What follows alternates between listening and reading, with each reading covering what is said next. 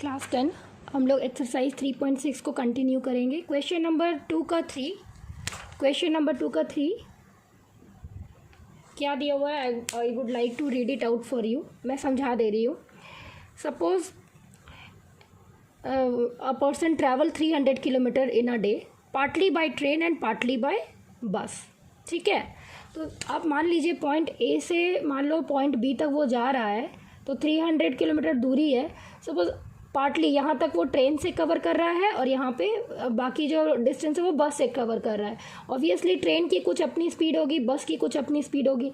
तो मान लेते हैं कि क्योंकि वो जो है वो जो शख्स है वो 60 किलोमीटर ट्रैवल कर रहा है बाय ट्रेन। ठीक है, और ट्रेन की स्पीड हमने मान ली है, यहाँ पे देखिए, let the speed of the train be x km/h। ठीक है, यहाँ तक क्लियर है। वो यहाँ से शुरू करता है, 60 किलोमीटर बाय ट्रेन चल रहा है और ट्रेन की रफ्तार क्या है, 6x km/h। इसी तरह से वो बाकी, अब जब 300 में से 60 किलोमीटर वो ट्रैवल ऑलरेडी कर चुका है, बचा कितना?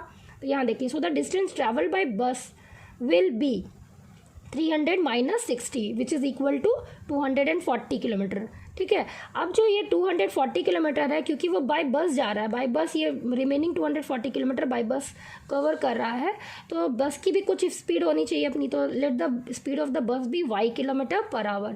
तो 240 किलोमीटर उसने y की रफ्तार से तय किया है और 60 किलोमीटर उसने x की रफ्तार से तय किया है। ठीक है, अब आप जानते हैं कि टाइम और डिस्टेंस और स्पीड की क्या रिलेशन है। टाइम, इस तरह के क्वेश्चन चिल्ड्रन ऑलवेज टाइम के कॉन्सेप्ट पे ही जो इक्वेशन बनता है। तो time is always distance by speed, you all no.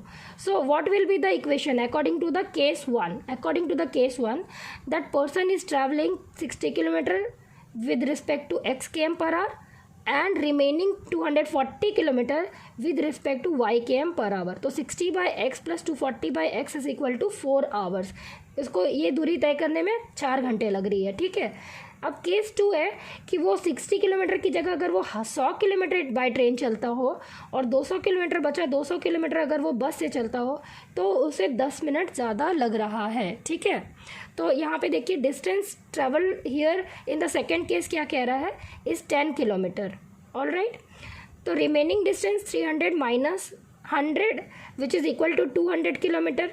अब अगर मान लीजिए इसने ट्रेन से 100 किलोमीटर तय किया है, तो बाकी के बचे 200 किलोमीटर बस से ट्रैवल कर रहा है। तो ट्रेन की स्पीड क्या थी चिल्ड्रन, x km/h थी। यहाँ हमने लिखा हुआ है ट्रेन की स्पीड जो है क्या है, speed of train be, let the speed of train B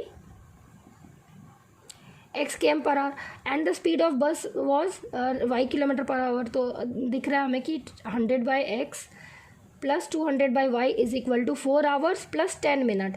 अब देखिए कैसे इस इक्वेशन को हम कन्वर्ट करेंगे। इक्वेशन 2 ये मैं ओमिट कर रही हूँ। ठीक है, विल कंटिन्यू। तो देखिए, आपका जो केस 2 कह रहा है कि टोटल टाइम कंज्यूम क्या हो रहा है, 10 मिनट ज़्यादा लग रहा है 4 घंटे में। तो 4 hours प्लस 10 मिनट्स। तो 10 मिनट्स को आप आवर में कन्वर्ट कर दीजिए, तो 10/60 हो जाएगा। 10/60 मीन्स 1/6। ठीक है, तो 4 + 1/6 which is equal to 6 4 = 24 + 1 that is 25/6 children. So we get 25/6। So this is the actual time consumed as per case 2।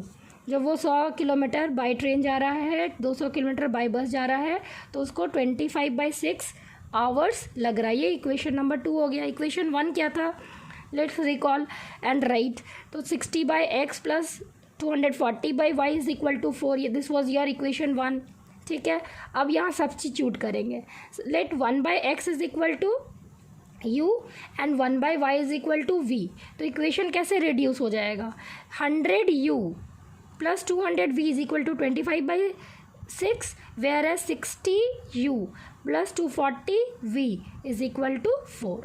अब आप क्या करेंगे कि आपको एलिमिनेशन मेथड से इसको बनाना है। ठीक है, तो इक्वेशन 3 को अगर हम 5 से मल्टीप्लाई करते हैं चिल्ड्रन, और equation 4, this one is equation 4, equation 4 को अगर हम 3 से मल्टीप्लाई करके घटा देते हैं, तो ऑब्वियसली आप देख सकते हैं कि आपका जो u है ना, u आराम से एलिमिनेट हो जाएगा। ठीक है, 60 और 100 की जो भी आपकी एलसीएम आती है आप उससे उसको डिवाइड करके एक्चुअल नंबर आप निकाल सकते हैं, जिससे आपको उसका मल्टीप्लायर क्या होना चाहिए, ठीक है। तो यहाँ पे अगर आप 5 से मल्टीप्लाई करेंगे तो 65 आप इजीली देख पा रहे हैं 300 हो जाएगा, 300u। और इक्वेशन 4 को अगर आप 3 से मल्टीप्लाई करते हैं तो 100 इंटू 3 अगेन 300, तो 300u और 300u दोनों में हम लोगों को सेम मल्टीप्लायर u में मिलेगा, तो एलिमिनेट इजीली u हो जाएगा। उसके बाद v की वैल्यू इजीली आ जाएगी, ठीक है चिल्ड्रन। तो हमने उनको क्या किया, इसको हमने 5 से मल्टीप्लाई किया तो इक्वेशन हमारा ऐसे रिड्यूस हो गया 300u plus 1200v is equal to 20। Similarly हमने नेक्स्ट इक्वेशन को हमने 3 से मल्टीप्लाई किया था तो 100 into 3 300u plus 600v is equal to 25/6 था, और इंटू 25/6 इंटू 3 कंप्लीट 3 से हमने मल्टीप्लाई किया तो we get what you just see. तो 3 1 ज़ा 3 और 3 2 ज़ा 6, तो 25/2 हो जाएगा, ठीक है। जब आप इनको घटाएंगे तो ऑब्वियसली यू वाला टर्म तो कैंसिल हो गया, एलिमिनेट हो गया, तो बचा क्या 1200 माइनस 600, तो 600v is equal to 20 minus 25/2। अब ये क्या हो गया 40 minus 25/2 which is equal to 15/2। इसको आप सॉल्व करेंगे फर्दर तो हो जाएगा v बराबर 15/2 इंटू, ये मल्टीप्लाई में है तो उधर डिवाइड में चला जाएगा, ठीक है। तो क्या हो जाएगा इंटू 1/600 डिवाइड में चला गया, 15 1 जा 15 और 15 40 जा 600, क्योंकि 15 4 जा 60 और एक 0 आ गया। तो अब जब मल्टीप्लाई करेंगे तो 40 इंटू 2 1/80, v की वैल्यू 1/80 आ गई। v क्या था आपका 1/y था ना, इसकी रेसिप्रोकल ले लीजिए तो इम्प्लाइज y क्या हो गया वो 80 हो गया, ठीक है। 80 क्या 80 kmph, इसको आगे हम लोग डिस्कस करेंगे।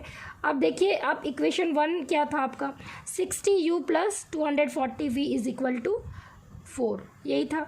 तो put the value of v की वैल्यू जो है 1/80 आप इसको पुट करेंगे इसी इक्वेशन में, ठीक है। Put the value of v in equation 1। Equation 1 क्या है 60u plus 240v is equal to 4, ठीक है, ठीक है चिल्ड्रन। तो आपने v की वैल्यू जो है इक्वेशन 1 में पुट करी तो आपका आ गया 60u प्लस 240 टाइम्स v था, तो इंटू 1/80 इज इक्वल टू 4। अब देखिए 80 1 ज़ा 80 एंड 80 3 ज़ा 240, तो ये हो गया 60u plus 3 is equal to 4। 3 उधर राइट हैंड साइड जाएगा तो -3, 4 - 3 इज इक्वल टू 1, तो u is equal to 1/60। We have got u is equal to 1/60, ठीक है। ये आ गई आपकी u की value, u is equal to 1/60। आपका v की वैल्यू हमने निकाला हुआ था ऑलरेडी, v की वैल्यू क्या थी 1/80। अब सब्स्टिट्यूट बैक करेंगे इनको, तो आपका x क्या था एक्चुअली u था आपका, यहाँ पे देख लीजिए u की वैल्यू क्या थी 1/x हमने लिया था, तो x की वैल्यू क्या आ गई 1/u आ गई, ठीक है। x हो गया 1/u, तो यानी कि u की जो भी वैल्यू थी उसका रेसिप्रोकल निकाल लीजिए तो हो गया 60। 1/60 की रेसिप्रोकल क्या होगी 60 होगी, तो 60 km/h। x की वैल्यू क्या आ गई 60 km/h। सिमिलरली y की वैल्यू क्या हो गई, y हमारा क्या था चिल्ड्रन 1/y था आपका v, तो v की वैल्यू क्या y की वैल्यू क्या हो जाएगी 1/v, इजंट इट। v की वैल्यू क्या हो जाएगी यहाँ पे y की वैल्यू आपकी क्या है 1/v हो जाएगी, ठीक है। तो आप इसका रेसिप्रोकल ले लेंगे 1/80 का रेसिप्रोकल लेंगे तो वो हो जाएगा 80 km/h। तो आपकी x की वैल्यू आ गई 60 km/h, y की वैल्यू आ गई 80 km/h। What was your x was the speed of the train which is equal to 60 km/h, and what was your y was the speed of my bus, so बस की speed क्या हो गई 80 km/h। so like this we have solved this equation children. Practice 2 3 4 times and these type of question you will be able to master upon it, ठीक है। आप अच्छे से प्रैक्टिस कीजिए और इस तरह से आप 1 2 3 बार बनाइए, आपको ये सारे क्वेश्चन काफ़ी ईजी लगने लगेंगे, ठीक है। ओके